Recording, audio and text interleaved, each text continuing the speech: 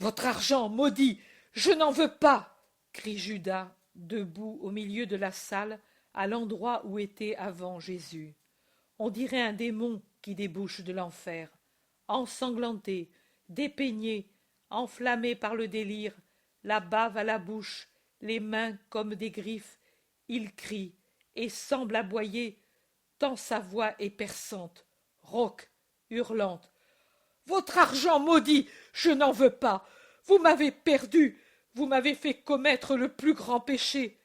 Comme vous, je suis maudit. J'ai trahi le sang innocent. Qu'il retombe sur vous, ce sang, et ma mort. Sur vous. Non. Ah. Judas voit le pavé baigné de sang. Même ici, même ici, il y a du sang.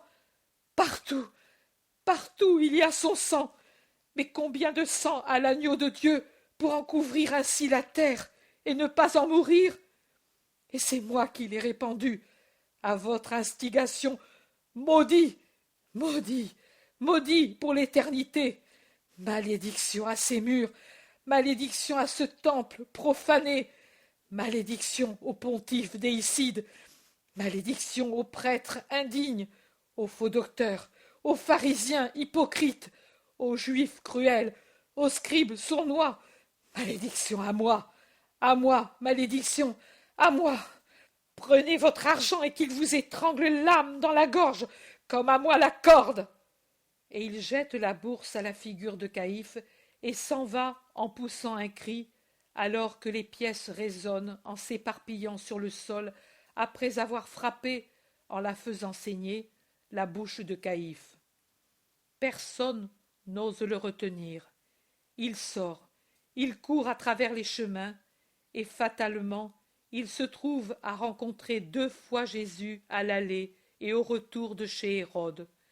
Il abandonne le centre de la ville pour prendre au hasard les ruelles les plus misérables, et il finit de nouveau contre la maison du Cénacle. Elle est entièrement fermée, comme abandonnée. Il s'arrête, la regarde. La mère, murmure-t-il. La mère. Il reste indécis. Moi aussi, j'ai une mère, et j'ai tué un fils à une mère. Pourtant, je veux entrer, revoir cette pièce. Là, il n'y a pas de sang. Il donne un coup à la porte, un autre, un autre. La maîtresse de maison vient ouvrir et en trouve la porte, une fente. Et en voyant cet homme bouleversé, méconnaissable, elle jette un cri et essaie de refermer. Mais Judas, d'un coup d'épaule, l'ouvre toute grande et, renversant la femme effrayée, passe outre. Il court vers la petite porte qui donne sur le cénacle. Il l'ouvre. Il entre. Un beau soleil entre par les fenêtres grandes ouvertes. Judas pousse un soupir de soulagement. Il entre. Ici, tout est calme et silencieux. La vaisselle est encore comme on l'a laissée. On comprend que pour le moment, personne ne s'en est occupé. On pourrait croire qu'on va se mettre à table. Judas va vers la table. Il regarde s'il y a du vin dans les amphores. Il y en a. Il boit avidement à l'amphore elle-même qu'il soulève à 2 mains. Puis il se laisse tomber assis et appuie sa tête sur ses bras croisés sur la table. Il ne s'aperçoit pas qu'il est assis justement à la place de Jésus et qu'il a devant lui le calice qui a servi pour l'Eucharistie. Il s'arrête un moment jusqu'à ce que s'apaisent l'essoufflement causé par sa longue course. Puis il lève la tête et voit le calice, et il reconnaît où il s'est assis. Il se lève comme possédé, mais le calice le fascine. Il y a encore au fond un peu de vin rouge, et le soleil, en frappant le métal qui paraît de l'argent, fait briller ce liquide. Du sang, du sang, du sang ici aussi. Son sang, son sang.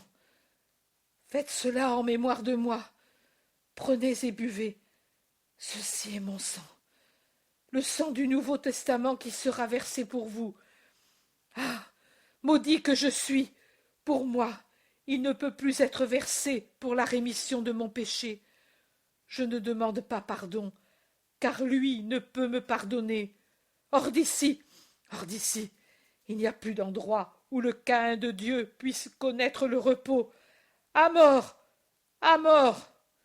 Il sort. Il se trouve en face de Marie, debout à la porte de la pièce où Jésus l'a quitté.